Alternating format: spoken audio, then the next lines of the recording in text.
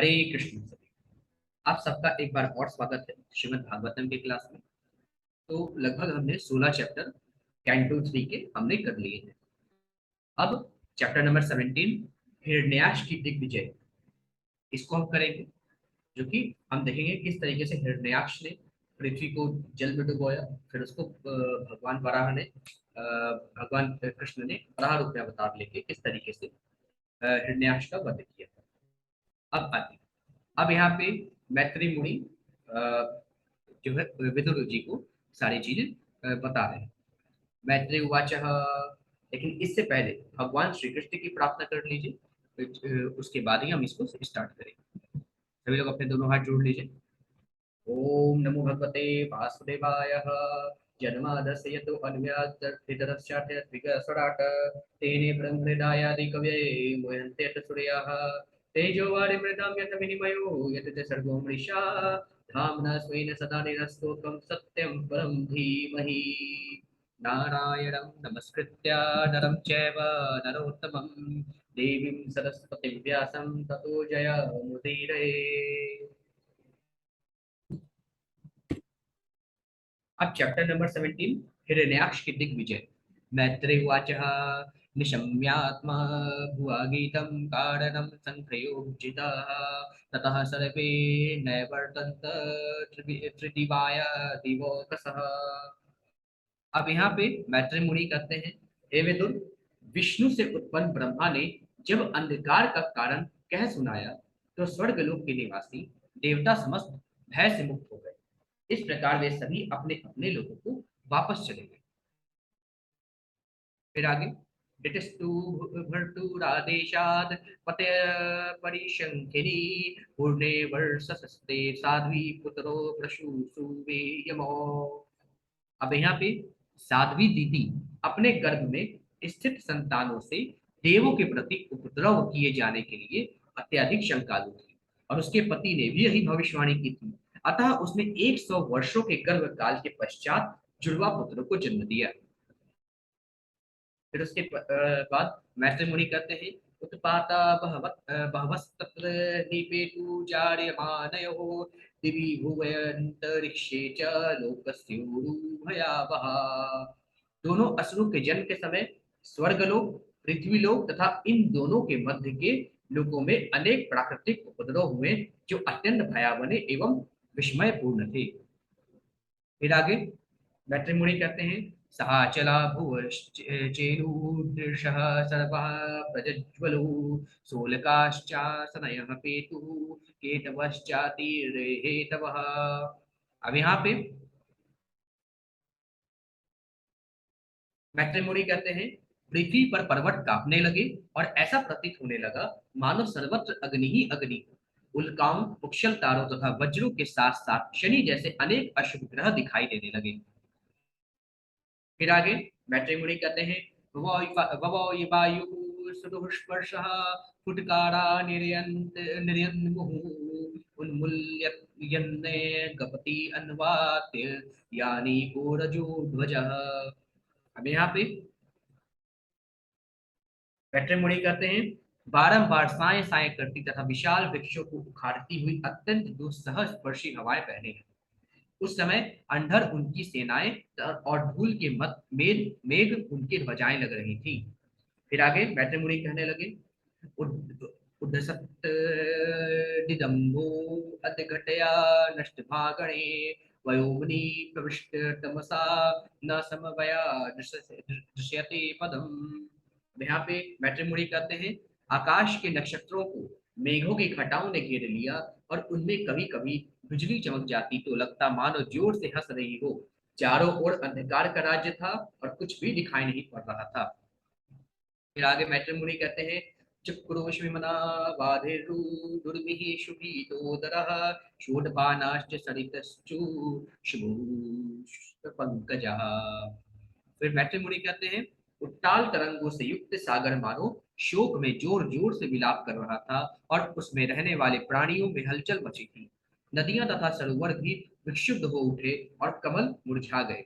फिर आगे मैत्री मुनि कहते हैं, मुहु परिधयो अभूवन सराह सराहु शशि सूर्य हो यो निर्धाता रथनी हल्लादा विपरी भय प्रज गिरे। अब मैत्री मुनि कहते हैं, सूरज तथा चंद्रमा के चारों ओर ग्रहण लगने के समय अमंगल सूचक मंडल बार बार दिखाई पड़ने लगा। बिना बादलों के ही गरजने की ध्वनि और पर्वत की गुफाओं से रथों जैसी खड़खड़ाहट सुनाई पड़ने लगी। फिर आगे मैत्री मुनि कहते हैं, अंतग्रामेषु मुक्तो वमन्तयो वहली बुलबणम् शृगालोलोक टंकारे प्रणेदुर शिवम शिवः। फिर आगे मैत्री मुनि कहते हैं, गांवों के भीतर सियारी ने अपने मुखों में से दहकती आग उगलती हुई अमंगल सूचक शब्द करने लगी। इस रोने में सियार तथा उल्लू भी साथ हो लिए। फिर आगे मैत्री मुनि कहते हैं, संगीत वद्रोदन वद्दू वदूर्नमय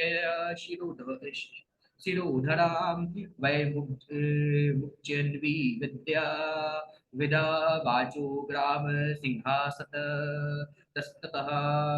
जहां तहां कुत्ते अपने गर्दन ऊपर उठा उठाकर शब्द करने लगे, मानो कभी वे गा रहे हो और कभी विलाप कर रहे हो।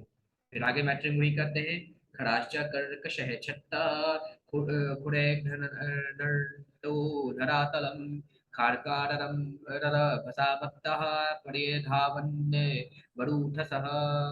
फिर मैत्री मुनि कहते हैं, हे विदुर, झुंड के झुंड गधे अपने कठोर खुरों से पृथ्वी पर प्रहार करते हुए तरह जोर जोर से रेंकते हुए इधर उधर दौड़ने लगे।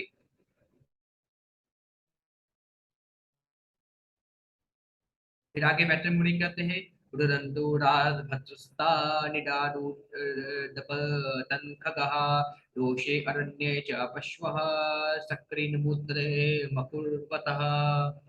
अब यहाँ पे मैत्री मुनि कहते हैं, गधों के रेंकने से भयभीत होकर पक्षी अपने घोंसलों से निकलकर चीख चीख कर उड़ने लगे और गौशालाओं में तथा जंगलों में पशु मल मूत्र त्यागने लगे।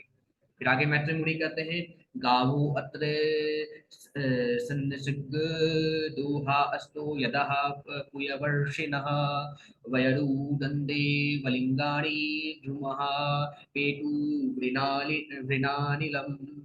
फिर आगे मैत्री मुनि कहते हैं, भयभीत होने के कारण गौए दूध के स्थान पर रक्त देने लगी, बादलों से पीप बरसने लगा, मंदिरों में देवों के विग्रहों से आंसू निकलने लगे और वृक्ष बिना आंधी के ही गिरने लगे। फिर आगे मैत्री मुनि कहते हैं, ग्रहान पुण्यता मान्य अनन्ये भगनामश्चापि दीपितः अतिचेरुवर्त गतया युयुधुश्च परस्परम। फिर आगे मैत्री मुनि कहते हैं, मंगल तथा शनि जैसे क्रूर ग्रह बृहस्पति शुक्र तथा अनेक शुभ नक्षत्रों को लांग कर तेजी से चमकने लगे। टेढ़े मेढ़े रास्तों में घूमने के कारण ग्रहों में परस्पर टक्कर होने लगी। फिर आगे मैत्री मुनि कहते हैं, दृष्टवान्यांश्च बहुत्पाता नत अतत्त्वविदः प्रजः ब्रह्मपुत्रा नटे भीता मेनीरे विश्व संपलवम्। मैत्री मुनि कहते हैं, इस प्रकार के तथा अन्य अनेक अपशकुनों को देखकर ब्रह्मा के चारों ऋषि पुत्र, जिन्हें जय तथा विजय के पतन एवं दीति के पुत्रों के रूप में जन्म लेने का ज्ञान था, उनके अतिरिक्त सभी लोग भयभीत हो गए। उन्हें इन उत्पातों के मर्म का पता न था और वे सोच रहे थे कि ब्रह्मांड का प्रलय होने वाला।